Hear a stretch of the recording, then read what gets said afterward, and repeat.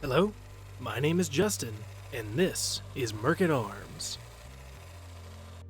This is what Guy would use to shoot somebody. Here's how to use it. The rocket launcher is a highly stylized rendition of the RPG-7, weapon developed by the USSR which premiered on the world stage during the Six-Day War in the hands of the Egyptian armed forces. Ironic for someone like the soldier to use given his attitude towards foreigners and communism, but then again, explosions are plain cool. The rocket launcher holds 4 rockets that you fire individually as projectiles and deal a base damage of 90 per rocket at a rate of 1 rocket every 0.8 seconds.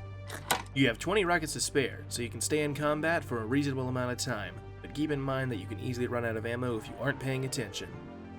Rockets fired by the launcher travel in a straight line, but unlike all other weapons mentioned in the series so far, they're an actual projectile, which means that they have real travel time and can be dodged by skilled players.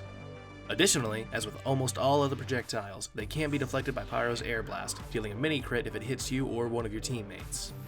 You'll have to lead your shots, predicting where your enemy will be by the time your rocket reaches them, if you want to be proficient with this weapon. The rocket launcher deals variable damage depending on 2 factors. 1. How far you are from the target. Note, it's not how far you are upon firing, but upon impact. Moving closer after firing will cause you to deal more damage. 2. Whether you directly hit your target with a rocket projectile, or if they're simply caught in the blast radius. If the latter, it's based on their distance from the point of impact. When using a weapon that deals variable damage, it's important to pay attention to the damage numbers displayed on your target. If you go into a fight expecting your rockets to always deal base damage, you may find yourself looking at a death screen with single digits of HP on your enemy because you overestimated your damage output. With a DPS ranging from a pitiful 14 per person per second to an absolutely team-shredding 160 per person per second, as you can deal damage to multiple people with a single rocket, you're absolutely a force to be reckoned with at mid to close range, but should probably leave long-range fights to classes better equipped for that situation. Speaking of which, the main ways to play soldier are to be what's called a roamer, someone lurking on the edges to protect your team's flanks or ambush enemies, or to be a team-centric force, focusing on the objective and dealing as much mid to close range damage as possible. And for this video, I'm going to recommend the latter. Roamers may be vital to a strong team, but the in-the-trenches gameplay of the second style is more my speed, and is always useful. With that in mind, the loadout I recommend is the rocket launcher, battalion's backup, and disciplinary action. The backup not only gives soldier 20 extra HP, enough to survive 2 direct pipes from a demo man, a very important threshold for anyone on the front lines, but it also builds up a rage meter. Once you've dealt 600 damage, about 3 to 9 rockets worth of damage depending on if you're hitting multiple targets at mid-range, you're able to use your buff, blowing on your bugle and giving all nearby teammates a damage resistance of 35% from all sources and 50% from sentry guns. It's worth noting that it's actually 35% resistance of the base damage of the weapon, which may end up being more or less than 35% of the actual damage dealt.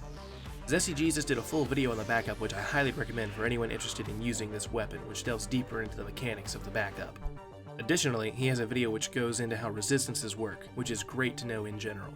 The second weapon I recommend to use with this loadout is the disciplinary action. This melee weapon only deals 49 damage, but in exchange it has a 70% longer range than other melee weapons, outreaching even the Eyelander. However, the real perk of this weapon is its utility.